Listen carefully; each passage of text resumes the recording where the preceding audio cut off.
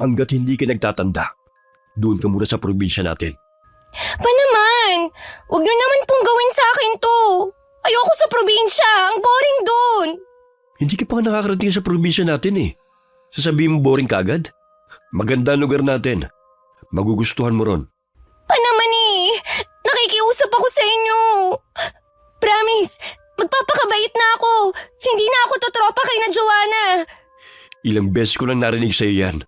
Pero hindi ka pa rin nagtatanda. Ginagawa ko ang bagay na ito para sa kabutihan mo. Nasisiguro ko, marami kang matututunan kapag nasa poder ka ng mga magulang ko. Kung buhay pa si Mama, hindi yun papayag sa plano niyo. Yun na nga eh. Wala na siya. Kung nandito siya, siguradong hindi yun matutuwa sa mga ginagawa mo. Kaya sige na, mag-impake ka ng mga damit mo. Maaga kitang ihahatid sa terminal. Hindi niyo man lang ba ako ihahatid kay na Lola? Hindi na, para matuto ka rin bumiyahe mag-isa. 20 ka na. Dapat isa yan sa matutunan mo. Sana lang, huwag niyong pagsisihan na ipinadala niyo ako ron. Ang pagrerebelde at hindi pagsunod sa mga nakakatanda ang nagdadala ng sariling kapahamakan sa mga kabataan na mas pinaiiral ang katigasan ng ulo. Magsilbing aral ang karanasan para mapabuti ang sarili at hindi para maging masama. Magandang araw sa inyo, Miss Gwen. Nagsimula akong makinig sa inyong channel nung magbakasyon ako sa probinsya. Mula nun nawili na akong makinig sa iba't ibang kwento na hango sa tunay na karanasan. Nainganyo na rin ako na magbahagi ng sarili kong karanasan sa inyong channel. Nangyari to nang magbakasyon ako sa kauna-unahang pagkakataon sa probinsya ng aking ama. Tubong Quezon Province ang papa ko. Pero sa Maynila na ako lumaki at nagdalaga. Hanggang nung 20 anyos ako, nagdesisyon ng papa ko na habang bakasyon sa eskwela, pauwi na ko kina Lola. Mula nang mamatay ang mama ko, naging matigas na ang ulo ko. Sa huli ko na naisip na kaya ako ginagawa ang kinagagalit ng papa ko dahil gusto kong pansinin niya ako. Subsub kasi siya nun sa trabaho at halos hindi na kami magkita sa loob ng bahay. Tawagin niyo na lamang akong Carissa. 22 ang edad sa kasalukuyan. At isasalaysay ko sa inyo ang aking kwento na may kinalaman sa kababalaghan na naganap sa akin. Ay, mabuti naman, Apo, at naging matiwasay ang biyahe mo. Maaga pa lang, hinihintay ka na namin ng Lola Guada mo. Hindi kasi namin maiwasan na mag-alala dahil mag-isa ka lang bumiyahe. Hindi naman po mahirap magbiyahe. Ay, nagugutom ka na ba, Apo? Hindi po ako nagugutom. Ay baka pagod ang apo natin. Hayaan na muna natin siyang magpahinga. Oo nga, halika na, Apo. Sasabahan kita sa magiging silid mo sa bahay na ito. Siya nga po pala. Pinabibigay ni Papa. Pasalubong po na binili niya. Salamat, Iha. Nag-abala pa talaga kayo ng papa mo.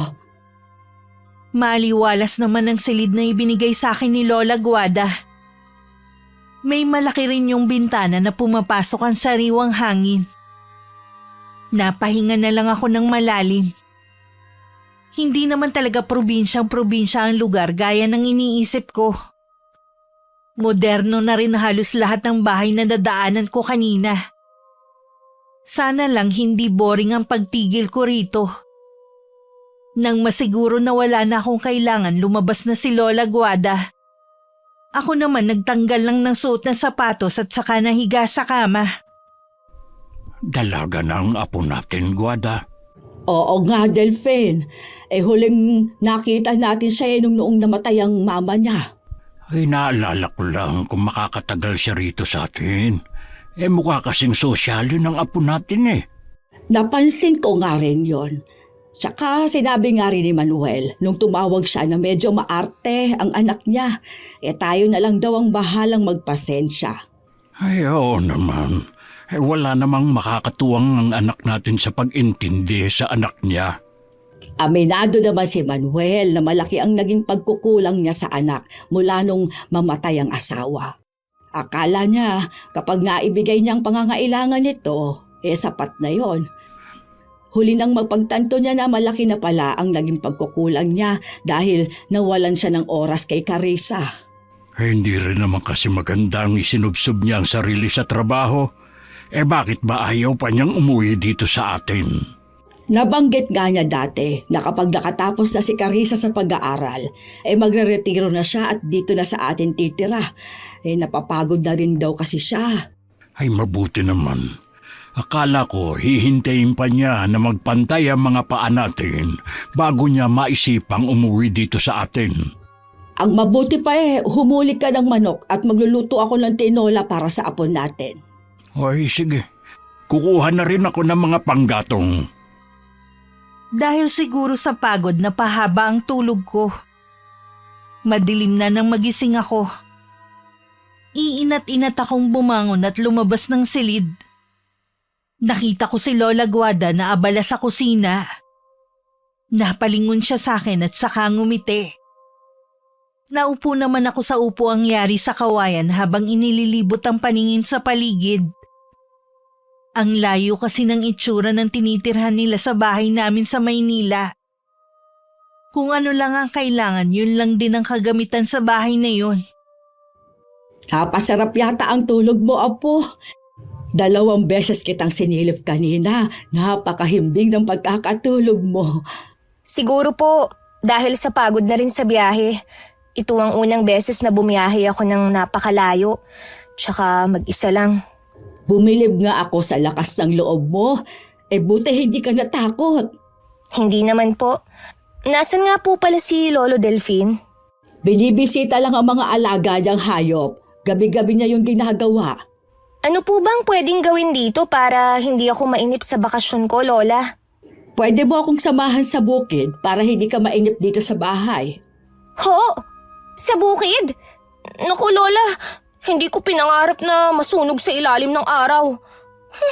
Ayoko nga umitim. Palabiro ka pala, Apo. Alam mo, hindi ka naman masusunog dahil may lilim naman. Maliban na lang kung tutulungan mo ako sa pagtatanim. Lola, wala rin po akong maitutulong sa inyo kahit sumama ako. Wala akong hilig sa pagtatanim eh. Kakausapin ko na lang ang mga pinsan mo dito para masamahan ka sa pamamasyal. Wala naman po yatang mapapasyalan sa lugar na to eh. Merong ilog dito sa amin. Nako, pwede kang maligo doon. Ayoko, Lola. Baka mamaya madikitan pa ako ng linta. Wala siguro akong magagawa kundi ang tumambay dito sa bahay. Habang wala kami ng Lolo Delphine mo, papupuntahin ko dito ang mga pinsan mo para samahan ka. Hindi naman po ako batang musmos para samahan pa nila. At isa pa po, hindi naman siguro ako mawawala dito sa bahay. Ang akin lang naman para meron kang makakwentuhan habang wala kami. Sigurado matutuwa ang mga pinsan mo kapag nakilala ka. Hindi na lang ako kumibo. Gusto ko rin naman makilala ang iba naming kamag-anak. Ilang sandali lang naghain na si Lola Guada ng hapunan namin. Dumating na rin si Lolo Delphine. Kinabukasan, bago umalis ang 2 matanda, dumating ang mga pinsan kong sina Kuya Nilo, Dana at Ate Presi. Lahat sila nakangiti sa akin at bumati pa. Tipid ng ngiti lang naman ang sinukli ko sa kanila. Hindi ko rin maiwasang pag-aralan ng mga itsura nila. Kahit kasi maaga pa naliligo na sa pawis si Kuya Nilo. Ang 2 naman parang hindi pa yata naghihilamos at nagsusuklay. Ang layo nila sa mga kaibigan ko sa Maynila. Sana magustuhan mong pagbabakasyon mo dito sa amin, Carissa. Oo nga, Carissa. Kung gusto mo maligo tayo sa ilog. Siguradong hindi ka pa nakakaligo sa ganung lugar. Wala naman yatang ilog sa Maynila Nabanggit nga ni Lola Guada ang tungkol sa ilog. Pero wala akong balak maligo dun, no? Sabi mo lang yan. Pero kapag nakita mo ang malinaw na tubig, maeengganyo ka ng maligo. Oh, talaga? Oo, Carissa. Subukan mo lang sumama sa amin. Magdadala na lang tayo ng pagkain. Sigurado kasing magugutom tayo sa pagpunta doon. Sige na nga. Pumunta tayo dun sa ibang araw. Matagal-tagal din kasi ang bakasyon ko rito eh. Iimbitahin ka rin namin sa bahay para makilala mo naman ang mga magulang namin. Malaking pamilya ba tayo? Oo, pero ang iba nating mga kamag-anak sa ibang lugar na nakatira dahil taga doon ang mga napangasawa. Ang totoo niyan, kami na lang 3 wala pang asawa. Wala palang problema kung sakali na yayain ko kayo kahit saan. Habang nandito ako, kayo muna ang magiging alalay ko. Ay, mga kaibigan ko. Ilang sandali pa dumating na si Kuya Nilo. Galing siya sa pangunguhan ng mga buko sa likod bahay. Nabanggit ni Dana na parehong 25 sina Kuya Nilo at Ate Presi. Siya naman 2 taon lang ang tanda sa akin. Nalibang naman ako sa pakikipagkwentuhan sa mga pinsan ko. Masarap naman pala silang kausap. Akala ko kasi dati boring kausap ang mga taga-probinsya. Napag-alaman ko rin na isa palang elementary teacher si Ate Presi. Mag-iisang taon na pala siyang nagtuturo. Si Kuya Nilo naman nakaplano na ang pagsakay sa barko. Samantalang si Dana 1 taon pa bago magtapos ng pag-aaral. Ayos lang kaya naiwan natin si Carissa sa mga pinsan niya. Oo naman. Bakit naman nag-aalala ka riyan? Ay kasi, baka hindi nila makasundo si Carissa. Sabi nga ni Manuel, may pagkasuplada ang anak niya. Malalaman natin mamaya pag uwi kung ano bang nangyari sa kanila. Kailangan din kasing matutong makibagay ng apo natin. Oo nga. Huwag ka nang mag-alala dyan. Pareho namang mabait ang anak natin at si Margarita. Kaya palagay ko'y may itinatago din na kabaitan ng apo natin na yon. Maaaring naimpluwensyahan lang ng mga kaibigan kaya iba ang ugali. Tapos laking Maynila pa. Ay sana mangyari ang gusto ni Manuel na mapagbago ang anak dito sa atin. Gawin lang natin kung ano ang alam natin na makakabuti kay Carissa. Ay mabuti pa bilisan na natin ang paglalakad. Tanghali na tayo. Delphine, Oh, bakit natitigilan ka dyan? si Malu ba ang parating ngayon? Ay, siya nga. Akala ko ba nagpakalayo-layo na yan? Yon din ang pagkakaalam ko eh. Bakit kaya siya nagbalik? Baka wala na siyang ibang mapuntahan. Lumiko siya papuntang gubat. Ibig sabihin, doon siya naninirahan ngayon? Hayaan na nga lang natin siya. Mas gusto naman niyang mamuhay na mag-isa lang. Yun din naman talaga ang makakabuti para sa mga taga rito. Nang pauwi na sina Lolo at Lola, nakasalubong pa nila ang 3 pinsan ko na pauwi na rin. Nagmano pa silang 3 nang makalapit. Masaya naman ang 2 matanda dahil ibig sabihin lang nun, nakasundo ko ang mga pinsan ko. Pagdating sa bahay, naabutan nila ako na hawak ang cellphone ko. Katatapos ko lang kasing kausapin nun si Papa. Nakasimangot pa ako nun at hindi man lang umite pagkakita kina Lola. Hindi kasi maganda ang naging pag-uusap namin ni Papa. Apo, may problema ba? Akala ko'y naging maayos ang pagpunta ng mga pinsan mo dito. Hindi naman po sila ang problema ko kundi si Papa. Nagkausap pala kayo ng ama mo. Ano naman ang napag-usapan niyo? Ayun, nagmamatigas pa rin po siya. Ayaw pa rin niya akong pauwiin sa Maynila. Hindi mo ba talaga gusto dito sa amin? Sorry Lola Guada, pero hindi po talaga ako tatagal dito. Hindi mo ba nakasundo ang mga pinsan mo? Okay po sila. Akala ko nga ang mga taga-probinsya, hindi nakakatungtong ng college kung hindi luluwas ng Maynila. Noon yun, Iha. Pero ngayon marami ng universidad na malapit. Huwag mo naman sanang maliitin ang mga taga rito. Ay hindi naman po.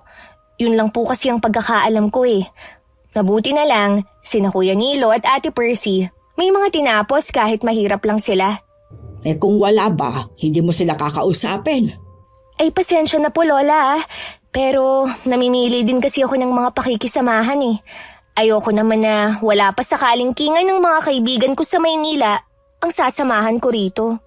Alam mo ba, Iha, ang mga taga rito hindi tumitingin sa kung ano ang katayuan ng isang tao.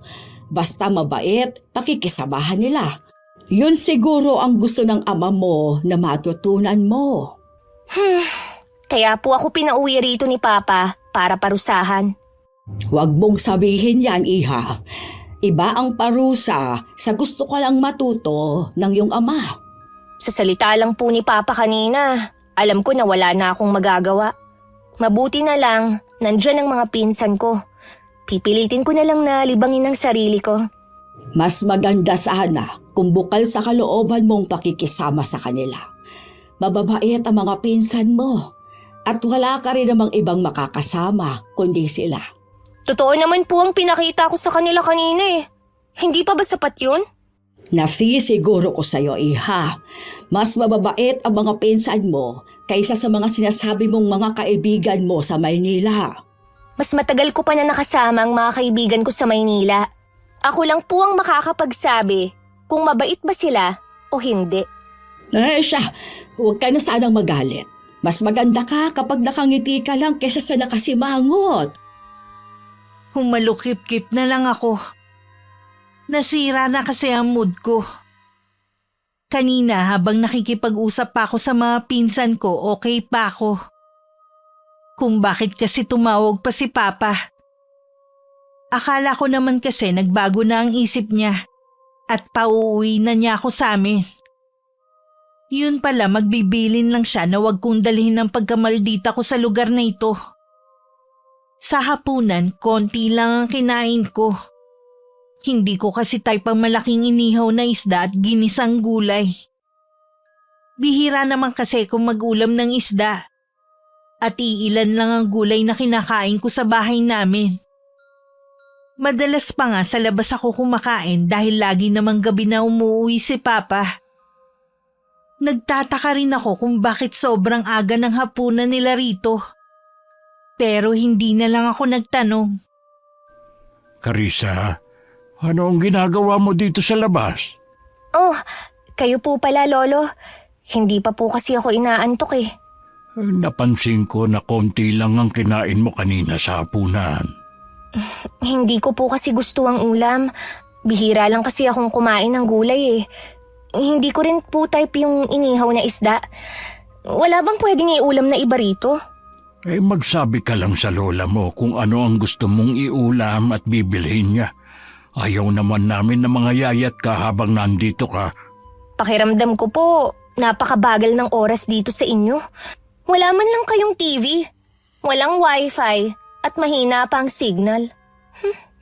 Pasensya ka na, Iha, kung wala kami ng mga nabanggit mo. Dati kasi binilahan kami ng TV ng papa mo.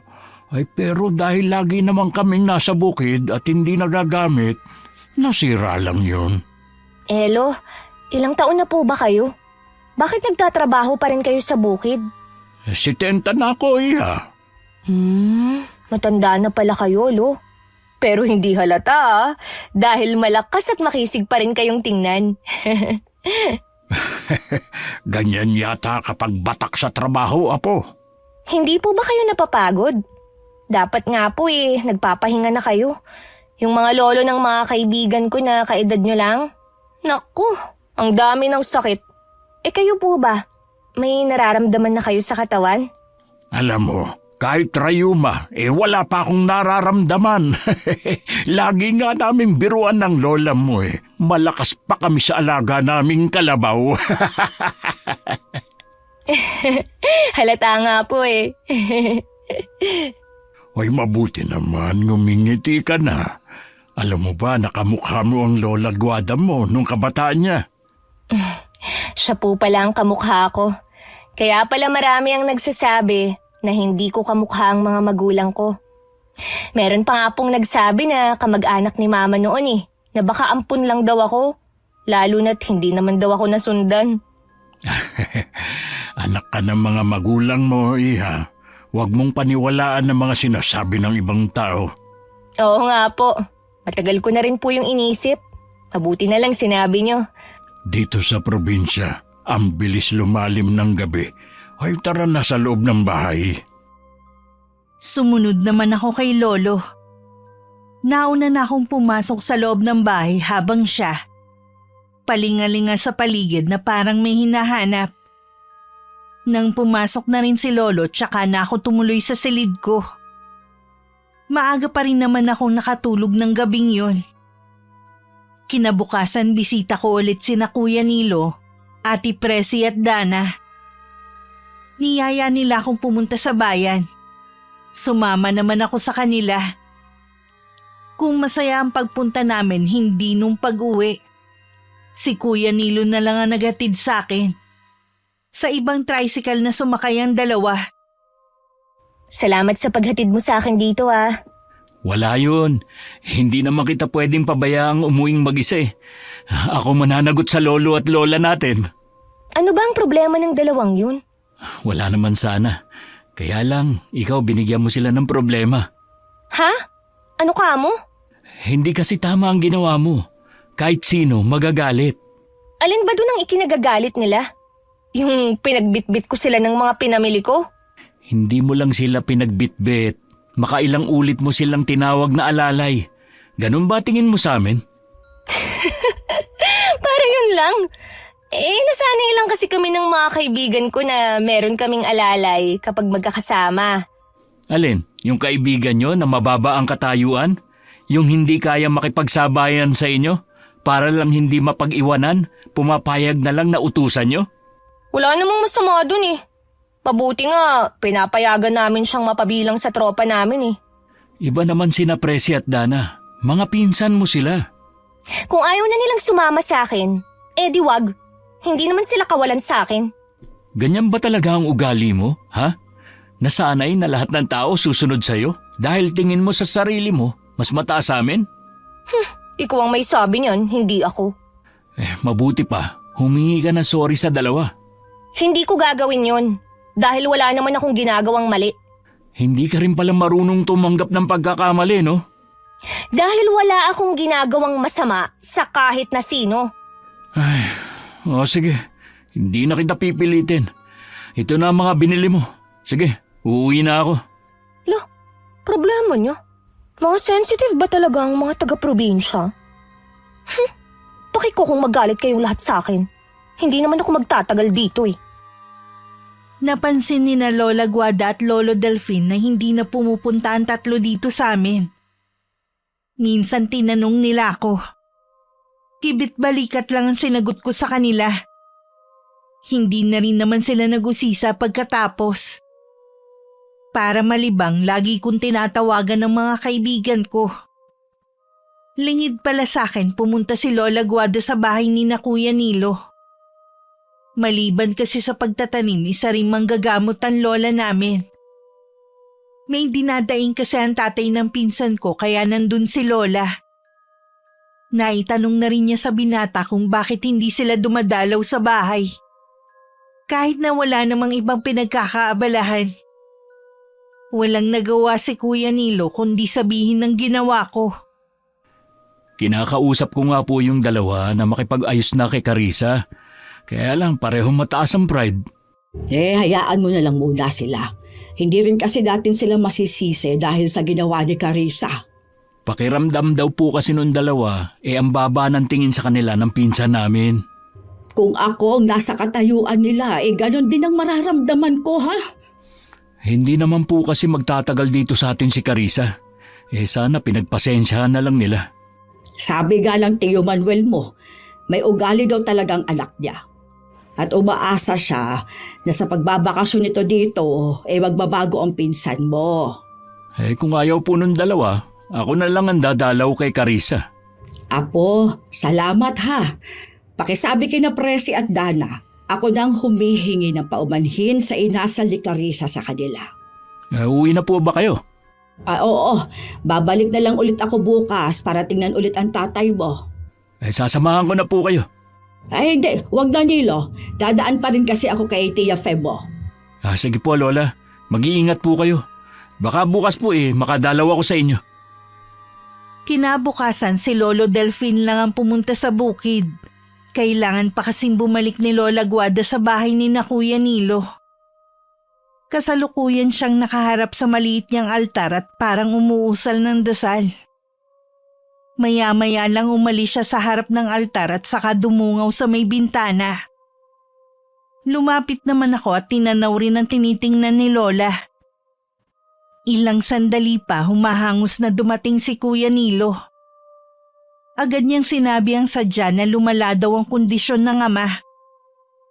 Kinuha naman ni Lola ang gamit niya.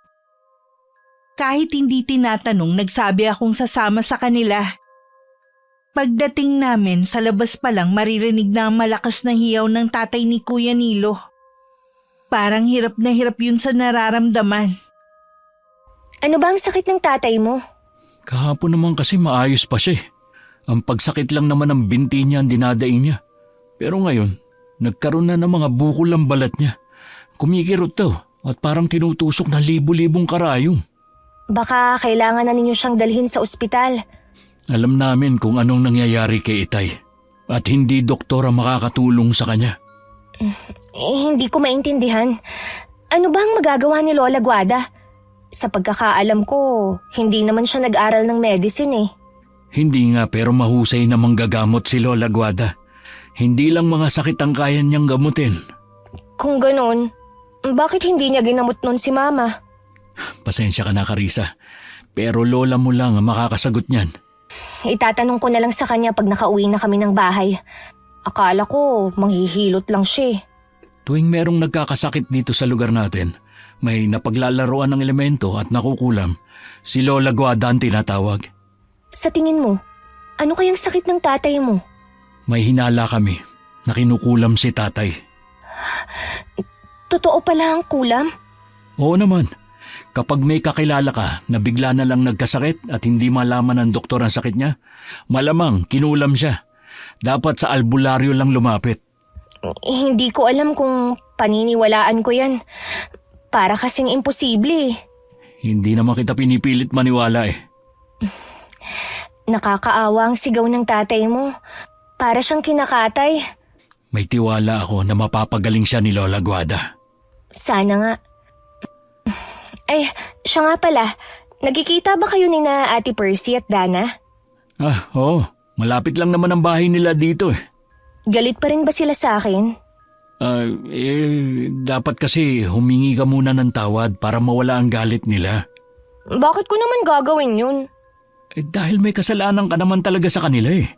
Kahit habang buhay ko na silang hindi kausapin, ayos lang naman sa akin eh. Matigas pala talaga ang ulo mo, no? Bakit? Sino ba sila sa akala mo, ha? Kung ayaw mo, di wag. Ayokong pilitin ka. Sana lang, habang nandito ka, maisip mo ang mali mo. Naiwan akong mag-isa sa sala. Lumabas kasi si Kuya Nilo at may kukunin lang daw sa likod ng bahay. Nagulat pa ako nang sumigaw na naman ang tatay niya.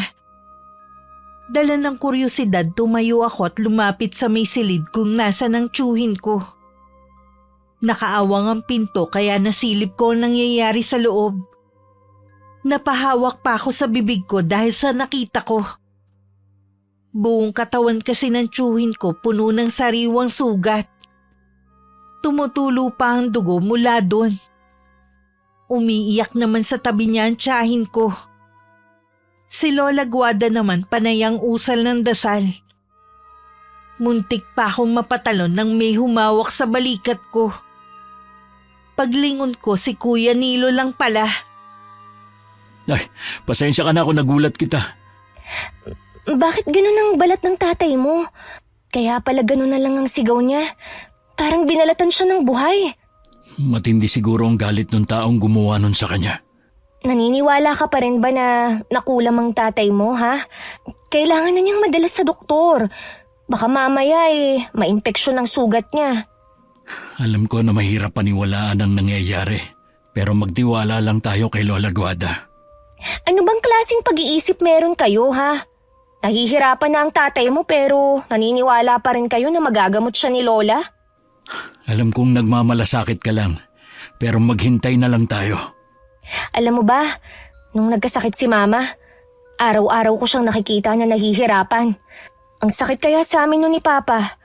Kaya hindi ko maintindihan kung bakit yung nagagawang tingnan lang ang tatay mo. Ihahatid na lang kita. Oh, saan ka pupunta? Uuwi na ako. Hindi ko kasi kaya na makita ang kalagayan ng tatay mo. Ihahatid na lang kita. Wag na. Mas kailangan ka rito. Tsaka maaga pa naman eh. Kaya ko namang umuwi mag-isa. Hindi pa man ako nakakalayo, nakasalubong ko na sina Ate Peresi at Dana. Babatiin ko sana sila pero sabay nila akong inirapan at saka umiwas. Sandali naman ako natigilan at nasundan ko na lang sila ng tingin. Sa bahay ni na Kuya Nilo sila nagpunta. Pagdating sa amin, nagkulong na lang ako sa kwarto ko at nakipag-video call sa mga kaibigan ko sa Maynila. Kinuwento ko pa ang tungkol sa tiyuhin ko na kinukulam daw. Gaya ko, hindi rin sila naniniwala. Tumawa pa nga sila. Nakitawan na rin ako. Dahil sa pakikipag-usap ko sa mga kaibigan ko, hindi ko na namalayan ang oras. Lumalala ba ka mong sakit ng Joselito mo? Opo, Lolo. Nakita ko nga po. Grabe, nakakadiri ang balat ni Tiyo. Baka hindi pa makakauwi ngayon ng lola mo. Lo, sabi po ni Kuya Nilo, kinukulam ang tatay niya. Posible nga, iya. Yung kasing tiyuhin mo, mahilig dumayo sa ibang barangay para lang makipag-inuman. Ibig niyo po bang sabihin na pagtripan si Tiyo? Ganun na nga, o di kaya may nakaaway siya na hindi sinasabi. Pasensya na po kayo, Lolo Pero hindi kasi ako naniniwala sa kulam eh. Baka sakaling maniwala ako kung sa akin na mismo mangyari yun. Naiintindihan kita, iha, pero wag mong hilingin na mangyari sa'yo. Mahirap pa malagay sa ganong sitwasyon. Lolo, meron po sana akong itatanong. Ano yun, iha? Marami na po palang nagamot si Lola Guada. Bakit hindi niya po ginamot si Mama noon? Ilang beses tinangka ng lola mo na gamutin ng mama mo noon, pero ayaw niya. Katulad mo, hindi rin siya naniniwala sa mga kababalaghan na may kinalaman sa kulam. Mahirap naman po kasing basta na lang maniwala eh. Si Papa po ba naniniwala? Oo, iha. Kinukumbinsi nga rin niya noon ng mama mo na magpagamot sa lola mo pero matigas siya. Ang dami na kasi nilang napuntahan na doktor noon, pero hindi pa rin mapagaling-galing ang mama mo. Huli na nang malaman ng ama mo kung ano talagang sakit ng iyong ina. Ang alam ko po, sa cancer namatay ang mama. Nabanggit ba ng papa mo ang dahilan kung bakit sarado ang kabaong ng iyong ina nung burol hanggang sa mailibing siya? Ang sabi lang po niya, dahil pumayat si mama. Gusto niya na maalala ng mga tao ang maganda niyang mukha. Kung maaga lang sana siyang nagpagamot sa lola mo, baka hanggang ngayon buhay pa siya. Hindi po ba cancer ang ikinamatay ni Mama? Hindi, iya. Nang malagutan siya ng hininga noon, tsaka nagsilabasan ng mga insekto na namahay sa loob ng katawan niya. Noon naisip ng papa mo na barang ang kinamatay ng mama mo. Sino kaya ang gumawa nun sa mama ko? Palaisipan pa rin hanggang ngayon sa ama mo kung sino ang gumawa nun sa mama mo. Alam namin hanggang ngayon, hinahanap pa rin niya ang taong yun. Gusto kong makausap si Papa. Sana nasa bahay na siya ngayon. Pakiramdam ko biglang gumuho ang mundo ko sa nalaman. Buong akala ko sa sakit na matay si Mama. Yun pala sa barang. Hindi ko alam kung dapat ko ba yung paniwalaan. Kinuha ko ang cellphone ko at tinawagan ko si Papa. Matagal din bago niya ako sinagot. Hindi na ako nagpaligoy-ligoy. Tinanong ko siya agad. Nung una gusto niyang umiwas. Pero sa huli umamin na rin sa akin. Alam kong umiiyak siya sa kabilang linya. Buong gabi tuloy akong walang tulog. Iniisip ko ang mga nalaman ko. Dahil walang tulog, tanghali na akong nagising. Akala ko wala na akong kasama sa bahay. Kaya nagulat ako na makita si Lola Guada sa kusina. Lola, nakauwi na pala kayo. Kumusta na po si Tio Joselito? Maayos na ang lagay niya ngayon. Para nga lang nagdahilan. Talaga po? Nakita ko siya kagabi Malala na ang lagay niya. Sa awa ng Diyos, nalagpasan niyang nangyari sa kanya. Kayo po ang nagpagaling sa kanya. Ang galing niyo po, Lola. Pwede kang dumalaw sa kanila kahit anong oras. Nasa bukid na po ba si Lolo Delfin? Hindi na muna siya pumunta sa bukid. Pinuntahan niya ang tiyuhin mo. Baka po pagod kayo at inaantok. Magpahinga muna kayo. Nakakaramdam lang ako ng kaunting pagod. Pero hindi ako inaantok. Kung ganun, Lola, pwede ko po ba kayong makausap? Tungkol ba sa mama mo? Alam mo na raw ang totoo, sabi ni Lolo Delfin mo. Hanggang ngayon po kasi, ang hirap pa rin paniwalaan na yun ang ikinamatay ni Mama. May paraan naman pala Bakit hindi siya nagpagamot? Di sana hanggang ngayon, buo pa rin ang pamilya namin. Lahat ay ginawa ng papa mo, pero ang mama mo pa rin kasi ang nasusunod doon. Hindi ba ako naisip ni Mama noon? Na gusto ko pa siyang makasama? Hindi namin alam kung anong iniisip ng mama mo noon. O baka sadyang matigas lang ang ulo niya. Malalaman pa po kaya natin kung sinong gumawa nun kay Mama? Kung nagpagamot ang mama mo sa akin, posibleng nalaman ko. Bakit kaya hindi po ito nabanggit ni Papa?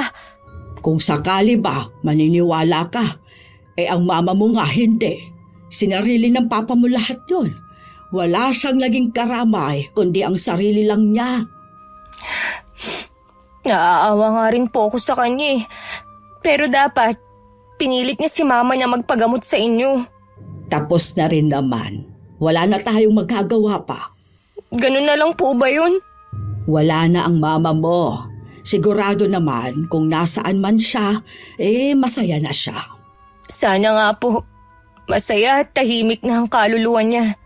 Mahalin mo na lang ang papa mo at ang mga taong mahalaga sa'yo. Hindi natin kasi alam kung hanggang kailan lang tayo sa mundong ito. Ang mahalaga, maipadama sa mga mahal natin sa buhay kung gaano sila kahalaga sa atin.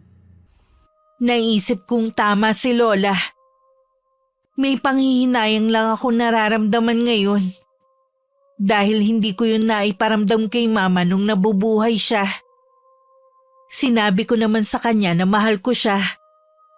Pero sa palagay ko, hindi naging sapat yun. Hindi ko kasi siya naalagaan nung may sakit siya. Hindi ko rin kasi naisip na mawawala siya sa amin agad. Isang araw nakita ko si Tio Joselito. Malakas na at parang hindi pinagdaanan ng nangyari sa kanya.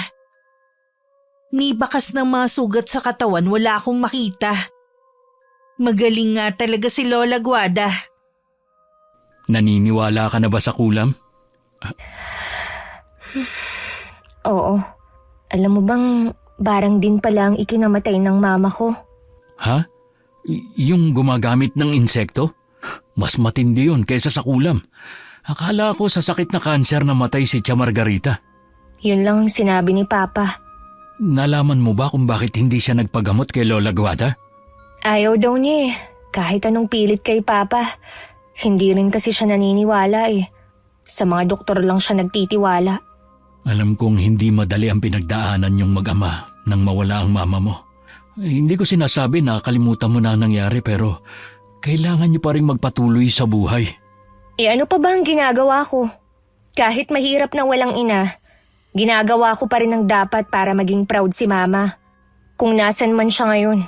Sigurado ko na mahusay kang estudyante. Pero sa palagay ko, mas magiging proud pa sa'yo ang mama mo kung medyo babaguhin mo yung ugali mo. Ano naman ang problema sa ugali ko, ha? Yung tungkol na naman ba kay na Ate Percy at Dana? Huwag ka namang magalit. Nagsumbong kasi yung dalawa na nung makasalubong mo sila, inisnab mo na naman daw. Sana ikaw na lang ang lumapit at nakipagbate, hindi yung susupladahan mo pa. Yun pala ang sinabi nila, ha?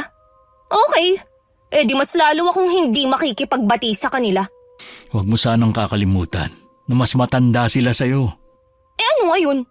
Tingin ko rin wala na rin silang balak makipagbate dahil sa pagmamatigas mo. Eh sana bawasan mo yung pagkamaldita mo.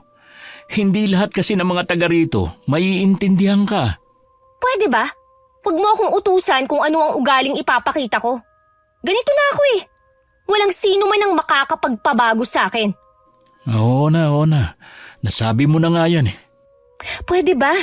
Para hindi masira ang araw ko, huwag mo nalang babanggitin ang dalawang yon. Okay? Okay, sige. Ako na lang ang sasama sa iyo at magpapasyal. Ayos lang ba? Oo naman. Wala namang problema sa akin kahit tayong dalawa lang. Mabuti na lang hindi umiwas sa akin si Kuya Nilo. Kundi mas nakakainip ang bakasyon ko rito. Ayoko rin naman talaga dun sa dalawa. Ewan ko ba para kasing may ugali rin. Pakiramdam ko na pipilitan lang din silang pakisamahan ako dahil kina Lola. Nang mga sumunod na araw, pinuntahan namin lahat ng bahay ng mga kamag-anak namin na nun ko lang nakita. Mainit naman ang pagtanggap nila sa akin. Ilang beses din nag-cruise ang mga landas namin ni na Ate Presi at Dana pero walang pansinang naganap. Napapakamot na lang tuloy ng ulo sa amin si Kuya Nilo. Pambihira talaga si Presi. Imbis na gamitin ang pagiging matandang pinsan niya, siya pa tong nagpapalaki ng issue niyo. Nakita mo naman na hindi ko sila pinapansin eh. Pero ang talim ng mga titig nila sa akin. Naturingang teacher pa naman siya. Hayaan mo, pagsasabihan ko siya. Gusto ko pa rin na magkaayos kayo bago ka umuwi ng Maynila. Nangangarap ka na naman ng gising. Hindi na yun mangyayari.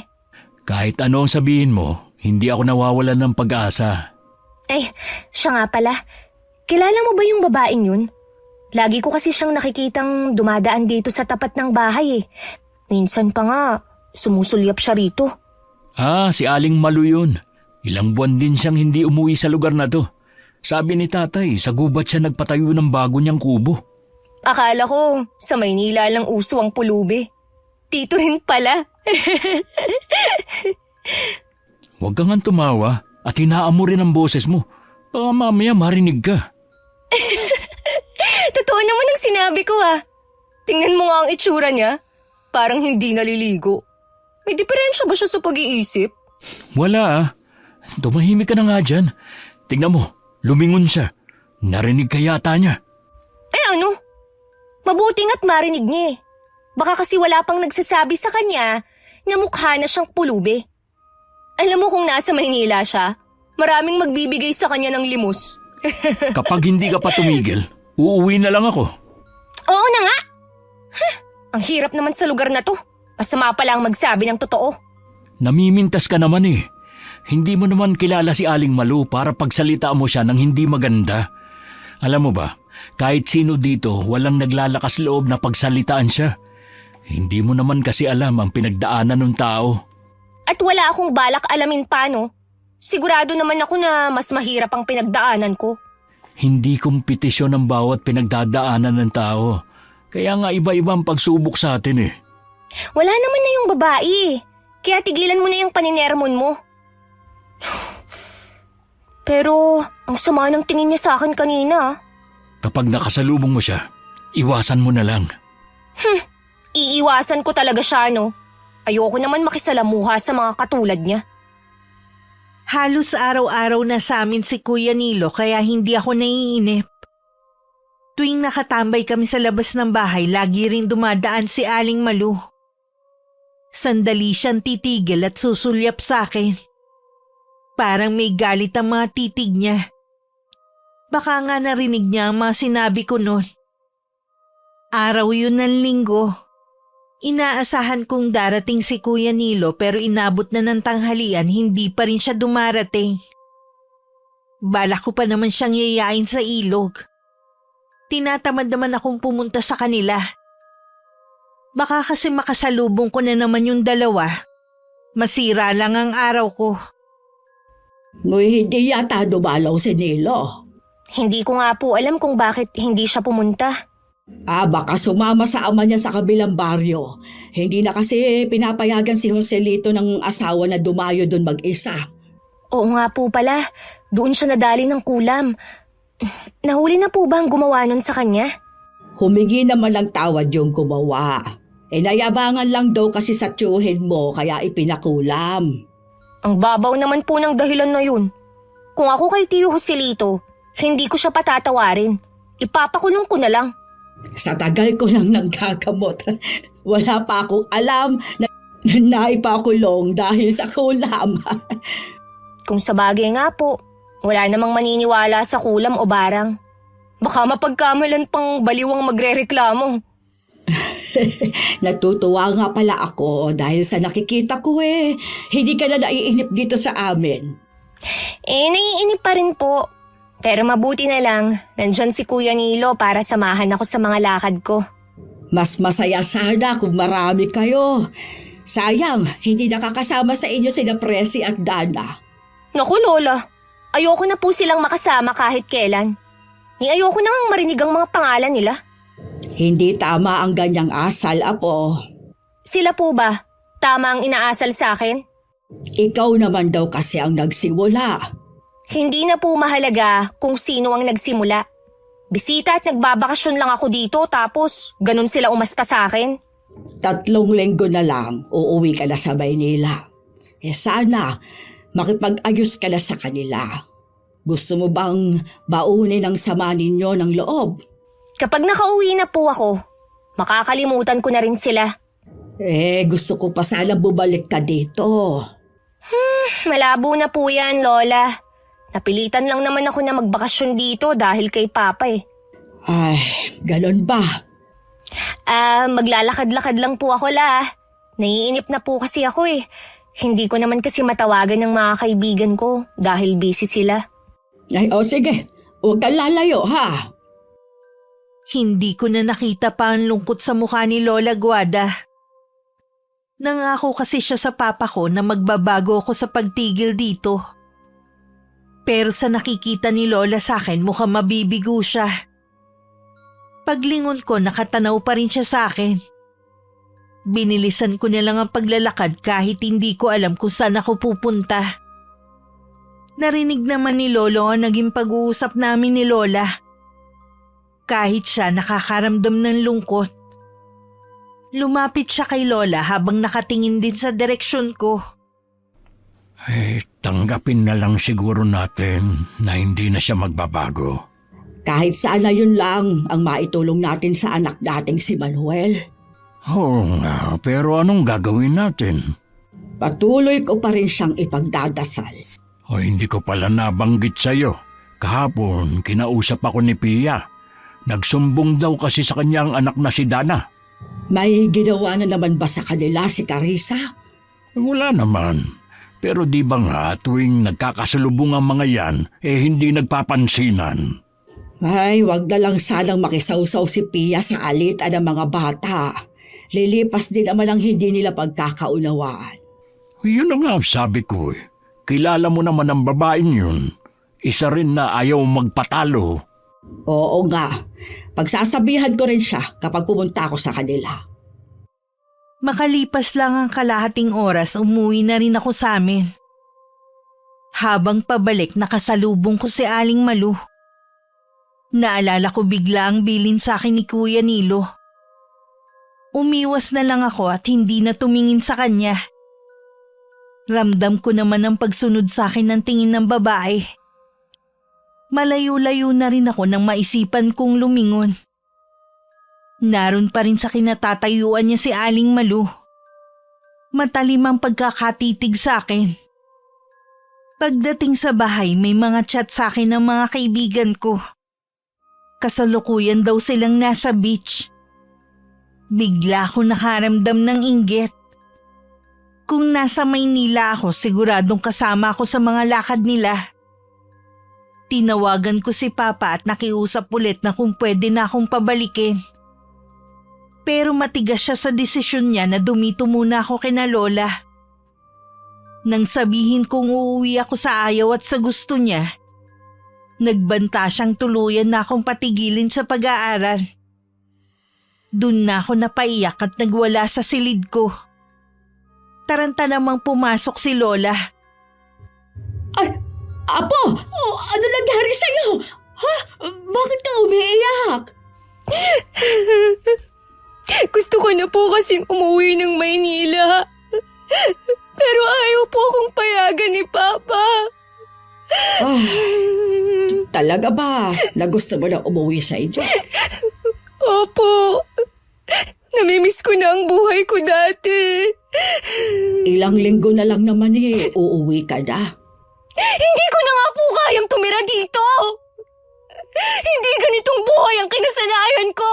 Hindi niyo ba naiintindihan? Naiintindihan naman kita, Apo. Hayaan mo.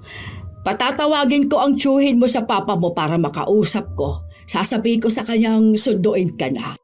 Nagbanta po si Papa. Noong oras na umuwi agad ako. Hindi na niya ako pag-aaralin. Biruin niyo yun? Anong klase siyang ama? Gusto ba niyo na wala akong marating sa buhay, ha? Kakausapin ko siya para maliwanagan. Huwag ka na umiyak, Apo. Bakit ba nangyayari to sa akin? Ang gusto ko lang naman gawin kung anong magpapasaya sa akin. Tapos si Papa, itinapon ako sa lugar na to.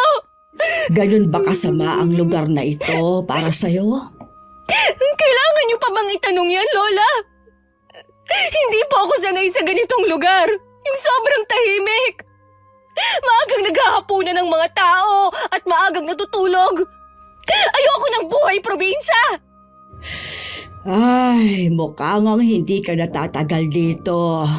Kapag nakausap ko si Manuel, kung hindi ka man niya masundo dito, ipahahatid kita kay Nilo. Paano po kung tutuhanin niya ang sinabi niya na hindi na niya ako pag-aaralin? Ako nang bahala sa bagay na yan. Hindi ako papayag. Nag-iisa ka lang niyang anak. Tungkulin niya yon.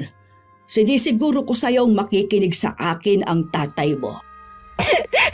Sige po, La. Sana makumbinsin niyo siya. Para na talaga akong mababaliw dito.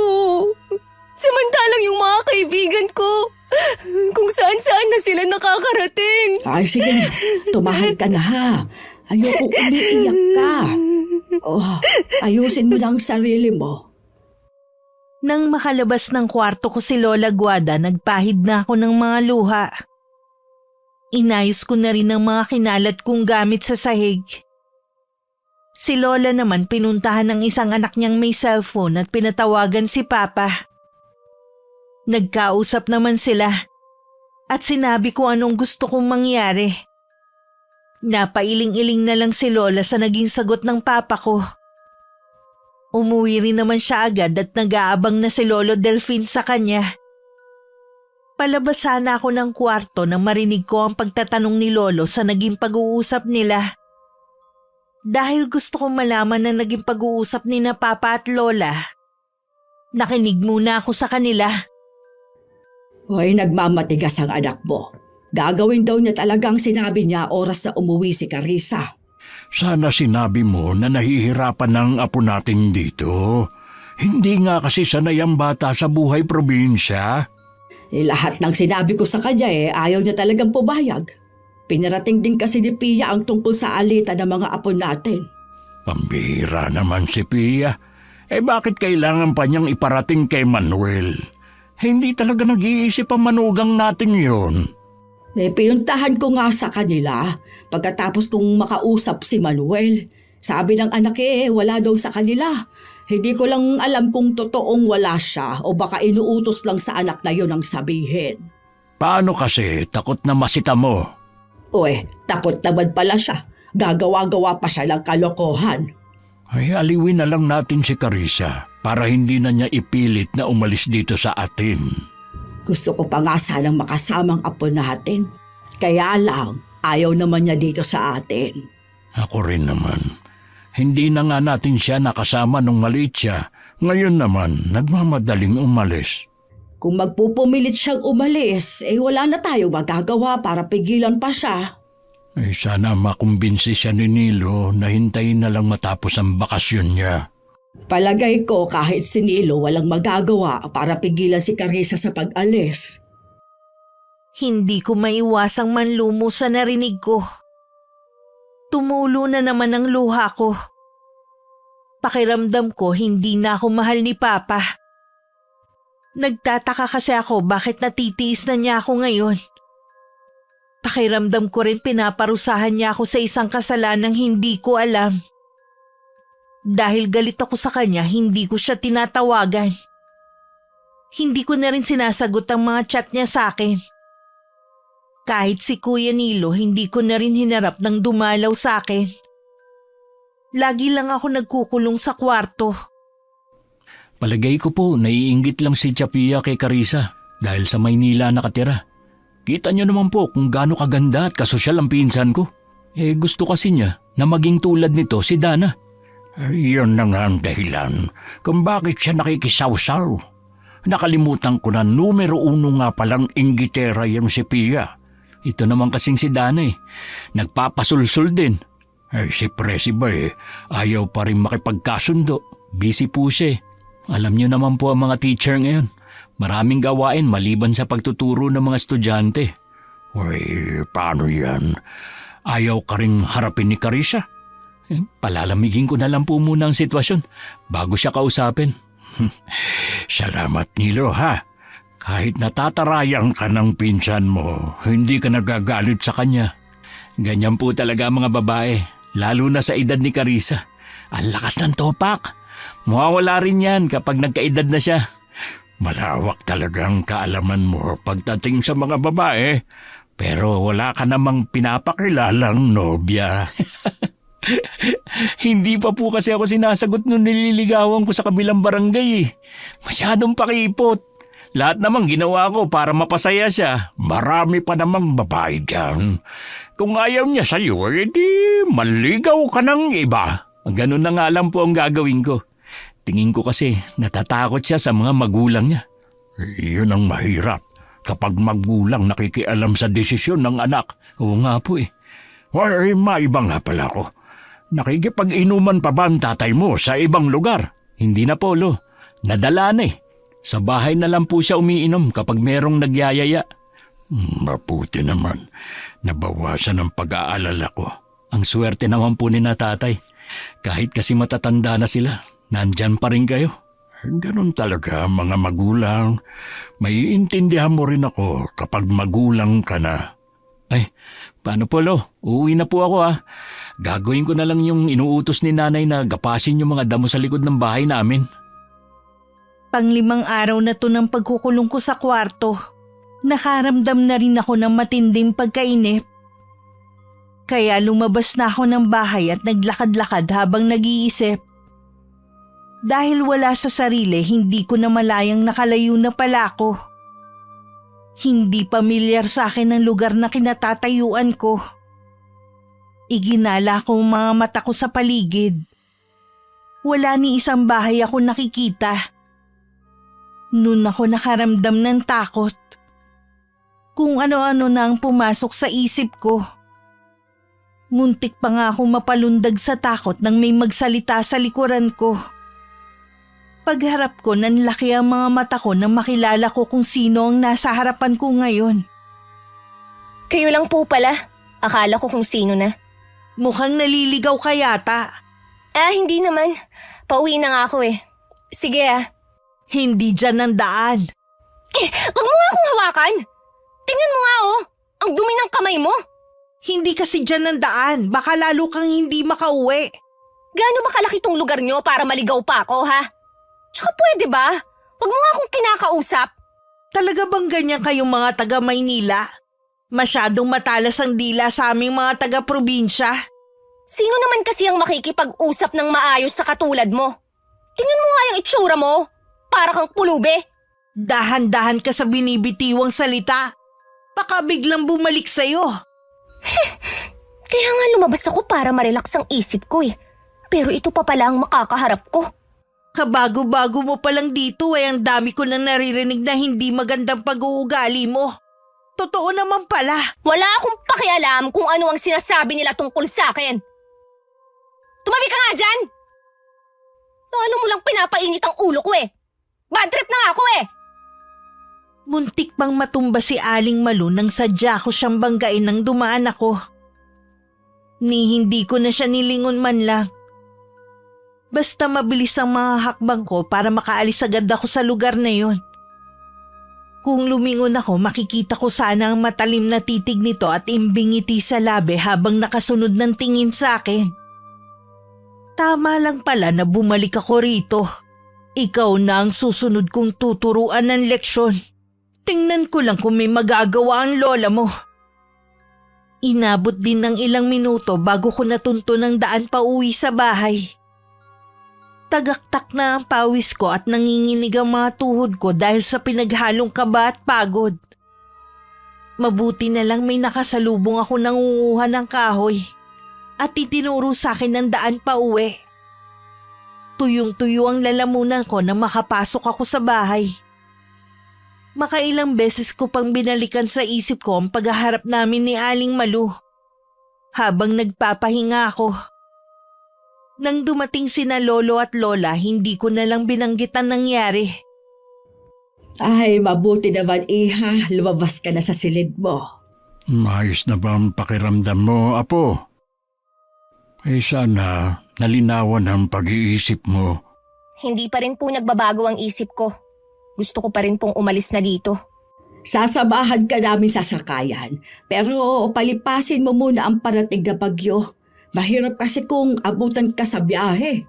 Kaya po pala makulimlim kanina pa. Kaya nga umuwi na rin kami agad ng lola mo. Kung ako lang po hindi nyo na kailangang magtrabaho sa bukid. Dapat nag-e-enjoy na lang kayo sa buhay. Masaya naman kami sa ginagawa namin ng lola mo eh. Saka mas manghihina kami kapag pumirmi lang kami dito sa bahay. Yung isang araw nga lang na hindi makapunta sa bukid para na akong nanghihina. Lola, hindi na po ba kayo nang gagamot? Wala pa namang nagpapatawag sa akin. Salamat nga sa Diyos dahil ang huling biktima ng kulam dito sa atin ang Tio Joselito mo lang. Oo nga, kahit bumalik na si Malu. Si Aling Malu po? Lagi mo ba siyang nakikita? Dumadaan po siya rito sa tapat ng bahay natin. Ano po bang tungkol sa kanya? Huwag kang lalapit sa babaeng yon. Iwasan mo siya hanggat maaari. Dapat pala binigyan kita ng porselas na pangontra. Lalo po akong naguluhan sa inyo. Sumunod ka na lang, Iha. Para din naman sa kabutihan mo ang sinasabi namin. Okay po. Hindi naman ang katulad niya ang kinakausap ko. Mamaya, ibibigay ko sa iyo sinasabi kong porselas. Bigla ko tuloy naisip kung tama bang itinago ko sa kanila ang naging engkwentro namin ni Aling Malu. Nadagdagan pa tuloy ang mga tanong sa isip ko. Bago ako matulog nung gabing yon, ibinigay sa akin ni Lola ang isang bracelet. Parang pamilyar to sa akin. Nang maalala ko na meron din ito si Kuya Nilo. Hindi ko na muna isinuot at itinabi ko muna. Kinaumagahan, bisita namin si Kuya Nilo. Hinarap ko na rin siya dahil baka yun na ang huling beses na pagbabanding naming dalawa. Buo na talaga kasi ang pasya ko na umuwi na ng Maynila. Nasa labas kami ng bahay. Habang si Lolo Delfin abala sa pagsisibak ng kahoy at si Lola Guada naman abala sa kusina. Talaga bang hindi na kita mapipigilan? Hindi na. Kahit ano pa ang gawin mo o sabihin mo. Kapag umalis ka, siguradong hindi ka na rin babalik. Ganun na nga. Kahit sandali ka lang dito, mamimiss pa rin kita. Maaalala naman kita lagi. Kapag pumunta ka ng Maynila, pwede ka namang dumalaw sa bahay namin. Oo ba? Basta sasamahan mo ako sa magagandang pasyalan dun, ha? Oo naman, kahit hindi mo sabihin. Ililibre mo rin ba ako? Ano ka? Sinuswerte? Hayaan mo, pag-iisipan ko. Minsan lang naman ako pupunta ng Maynila kaya dapat talaga ilibre mo ako. Uy, wag mong kalilimutan na estudyante pa lang ako. Ay, oo nga pala.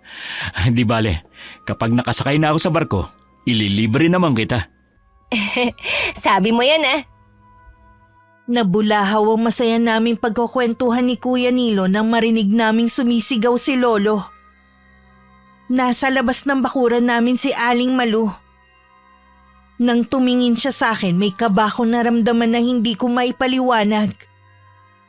Si Kuya Nilo ang lumapit sa lolo namin para awatin ito. Ano bang hinihintay mo? Umalis ka na!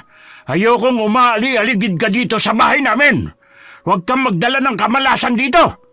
Alis na! Umalis na po siya, Lo. Tumigil po ba siya rito? Dati kasi dumadaan lang siya eh. Nahuli ko siya na nakatayo dito na bumubulong. Alam ko na meron siyang ginagawang orasyon. Ha? Para po kanino kaya? Kinakabahan ako na baka may masama siyang binabalak kay Carissa. Hindi po kaya nagalit siya sa sinabi noon ni Carissa? Bakit ngayon mo lang yan sinabi? Pasensya na po, Lo. Nawala sa isip ko na banggitin sa inyo. Bakit naman kasi bumalik-balik pa sa lugar natin ang mangkukulam na yun? Malayo sina Lolo at Kuya Nilo sa kinaroroonan ko kaya hindi ko marinig ang pinag-uusapan nila. Pero nasisiguro ko na ako ang topic nila. Dahil pasulyap-sulyap sila sa akin habang nag-uusap. Ilang sandali pa pumasok na kami sa loob ng bahay. Larawan din ng pag-aalala sa mga ito. Si Lolo kinausap din si Lola. Huwag siyang magkakamali na may gawin sa apo natin. Dahil kung hindi, matitikman niyang ganti ko sa gagawin niya. Wala siyang ginagawa sa mga taga rito. Pero dahil dayo lang si Carissa, iniisip niya siguro na magagawa niya ang anumang gustuhin niya. Sinusubukan niya talaga ako. Siguro iniisip niyang matanda na ako, kaya mahina na rin ang kapangyarihang taglay. Gawin natin ang lahat para protektahan ang ating apo. Nang makauwi si Kuya Nilo, masinsinan akong kinausap ni Lola Guada. Hinanap pa sa akin ng bracelet. Kinuha ko naman yun sa silid ko at isinuot.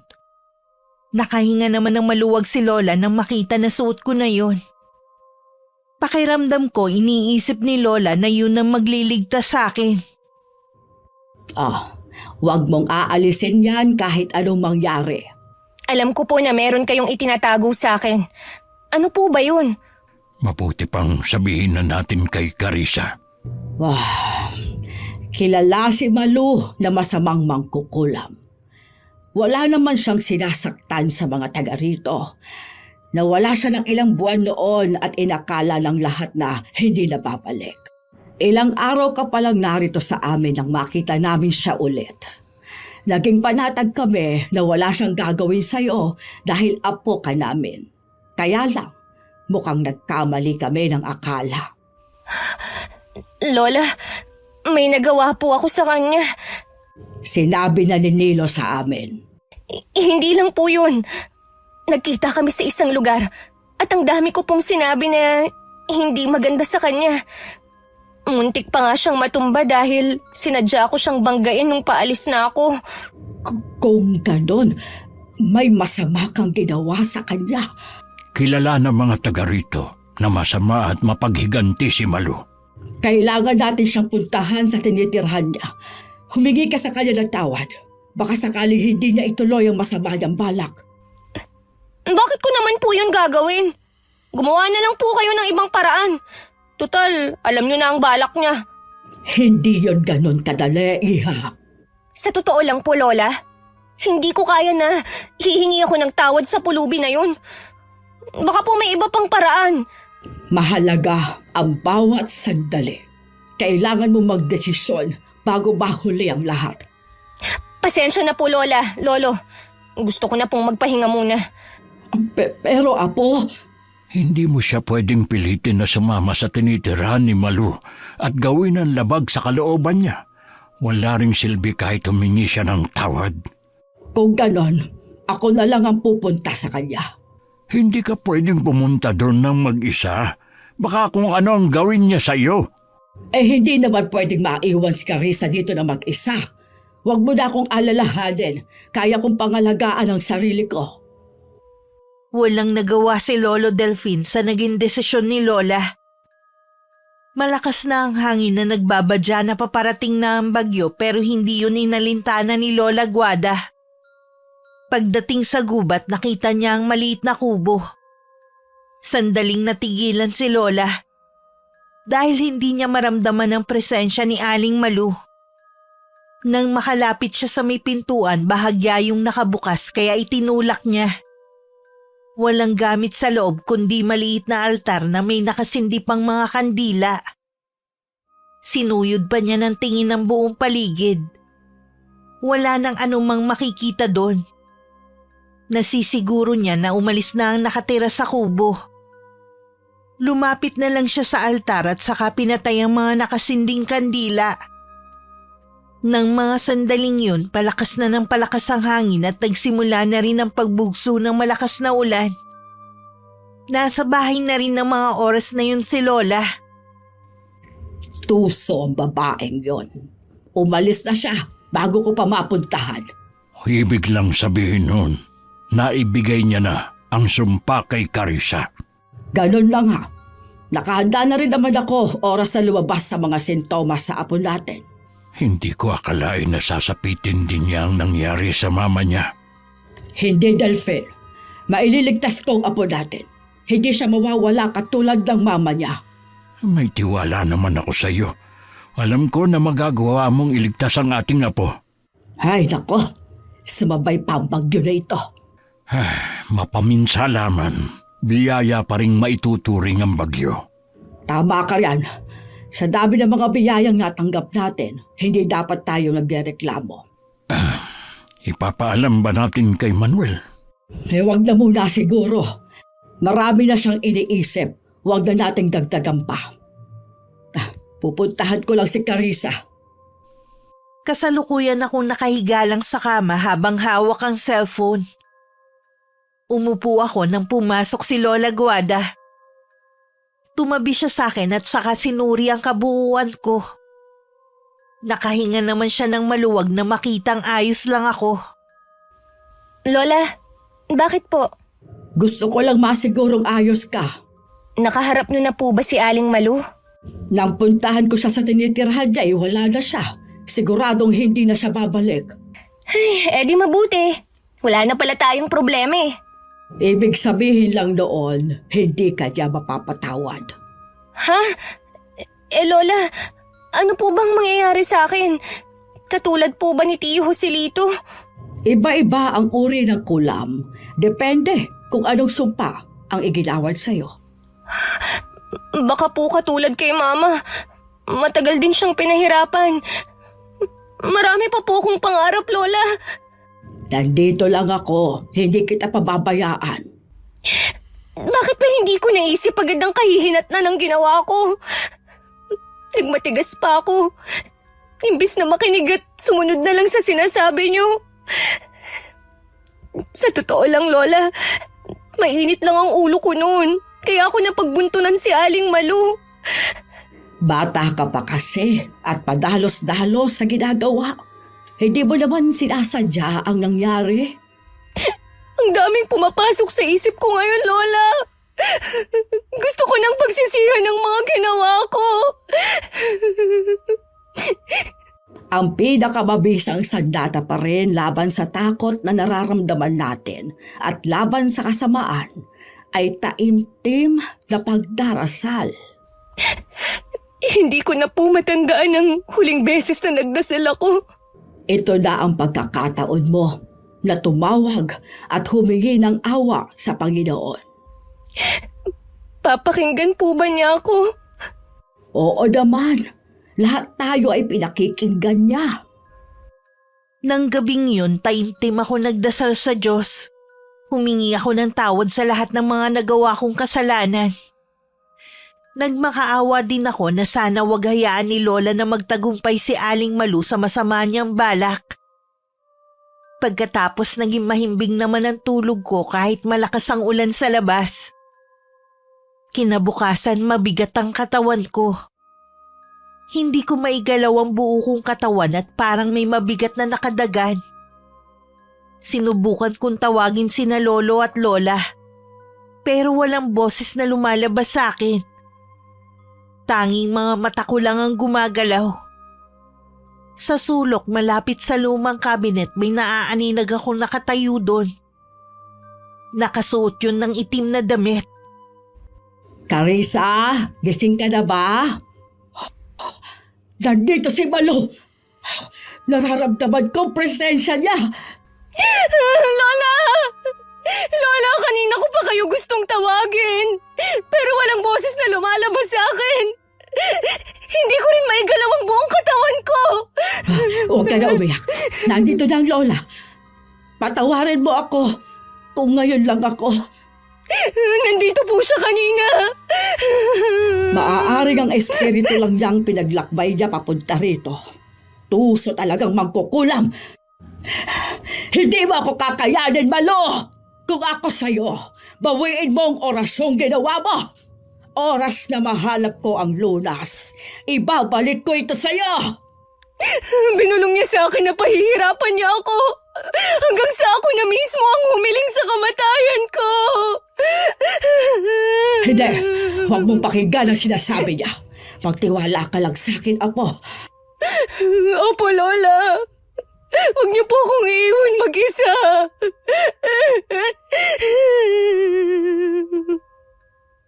Nakasalubong ni Kuya Nilo si Lolo at nabanggit sa kanya ang nangyayari sa akin.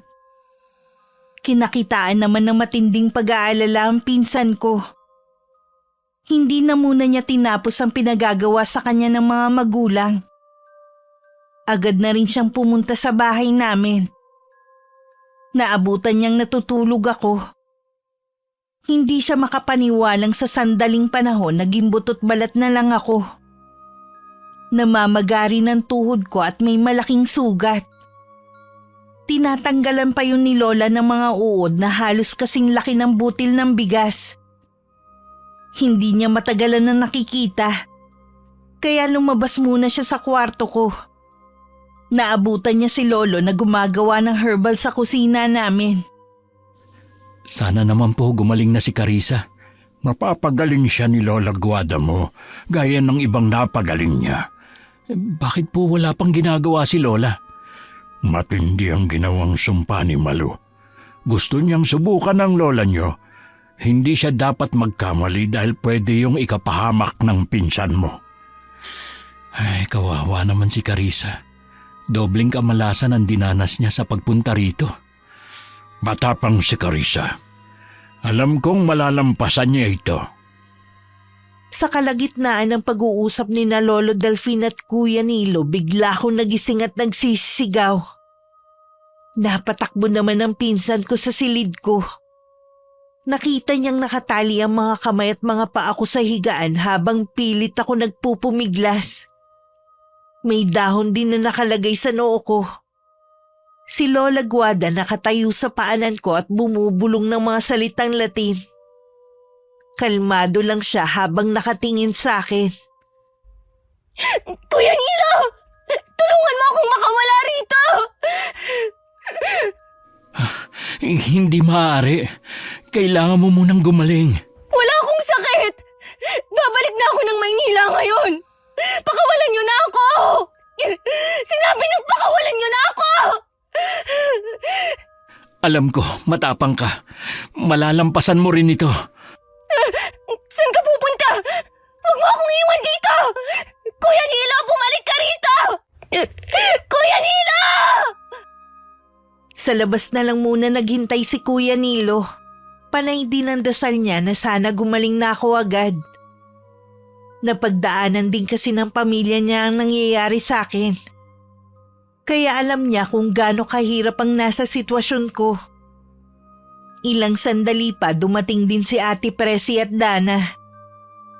Bakas din sa kanila ang matinding pag-aalala. Sandali rin silang sumilip sa kwarto ko. At awang-awa sila na makita ko sa ganung kalagayan.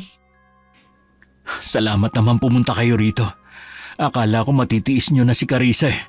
Uy, grabe ka, hindi naman ganun katigas sa mga puso namin, no? Hindi pa siya nagkakasakit, balak na namin makipagkita sa kanya. Oo nga, naghahanap lang talaga kami ng tiyempo. Kahit gusto ko sanang dumito pa si Carissa. Kung magkakasakit naman siya, mabuti pang bumalik na lang siya sa Maynila. Oo nga. Tayo na lang ang dumalaw sa kanya sa Maynila kapag may pagkakataon. Mas lalawakan ko na ang pangunawa ko sa kanya. Tutal, tayo naman ang mas matanda sa kanya. Mabuti naman at wala na ang galit sa mga puso niyo. Alam ko na pagkatapos na nangyari sa kanya, lalambot na rin ang puso niya sa inyo. Sa panahong naghihirap ako, hindi umalis ang mga pinsan ko sa tabi ko.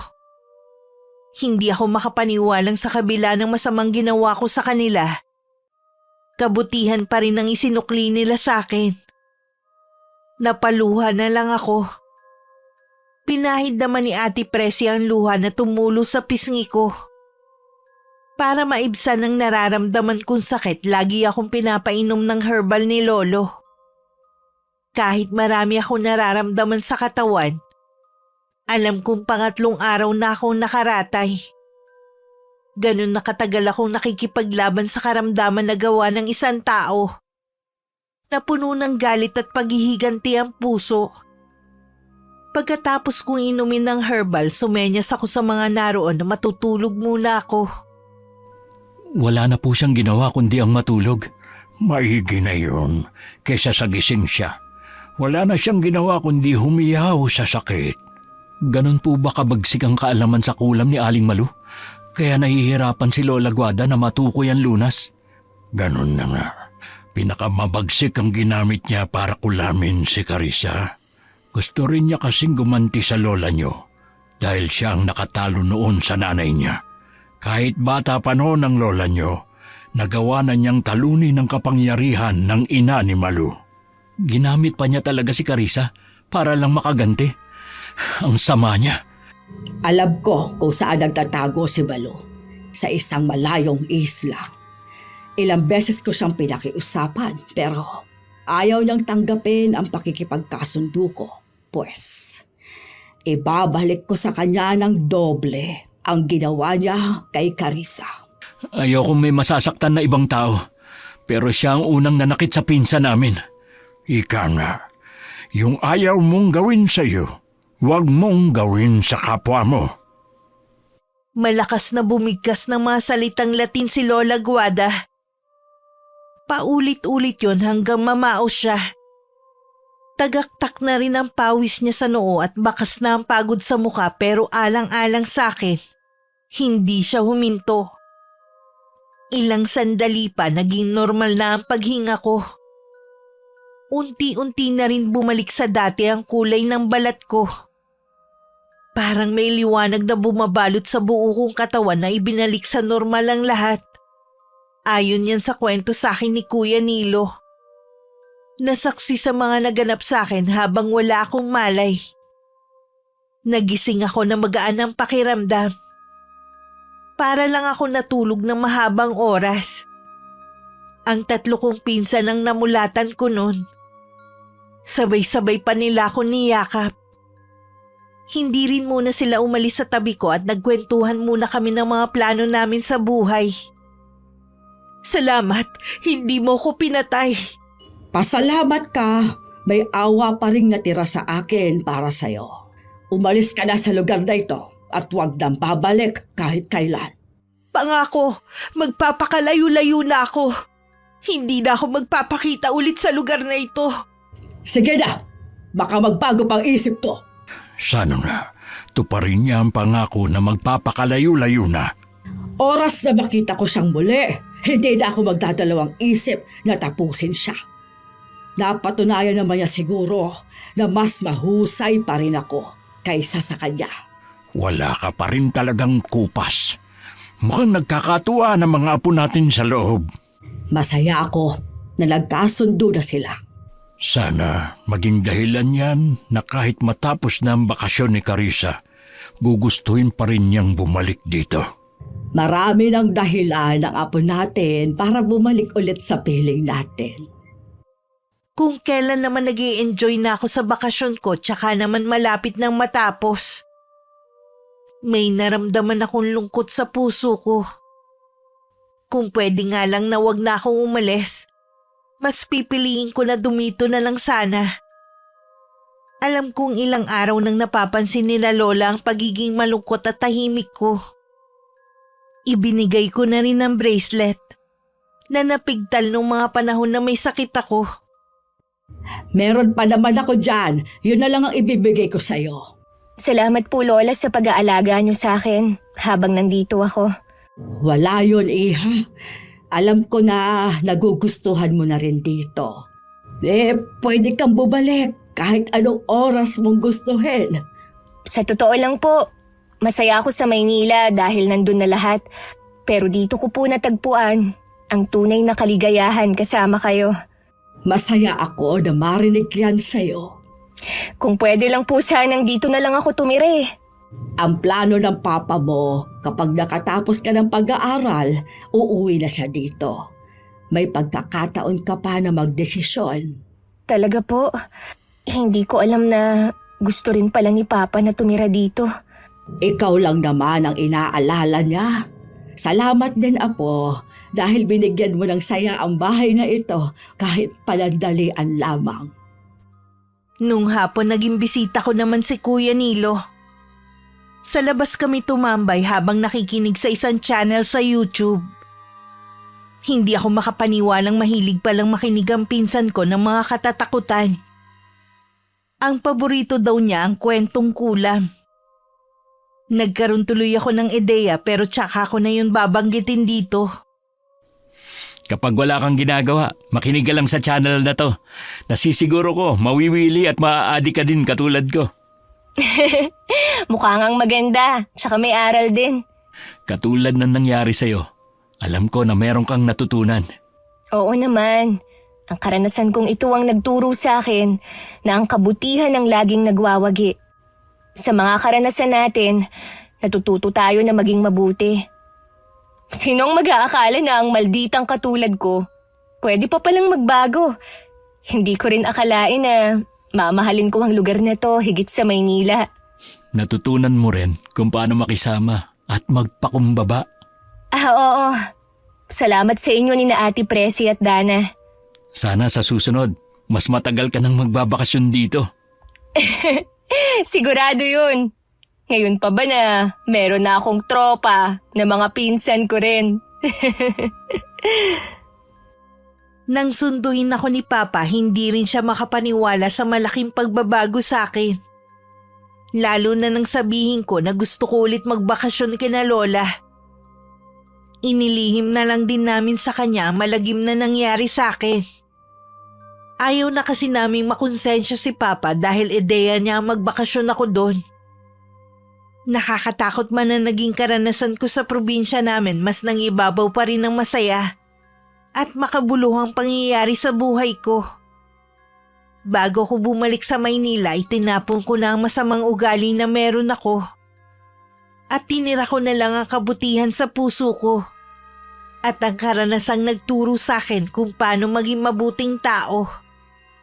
Sana po sa mga katulad kong kabataan matuto tayong makitungo ng tama. Huwag nating isipin lagi tayo ang sentro ng atensyon. Kapag maganda ang asal, papuri ang matatanggap kahit saan tayong makarating. Ang kawalang galang naman kapahamakan ng dulot sa atin. Sana maging inspirasyon ng kwento ko sa lahat ng mga nakikinig sa araw na ito. Mabuhay ang inyong channel, Miss Gwen. Wakas.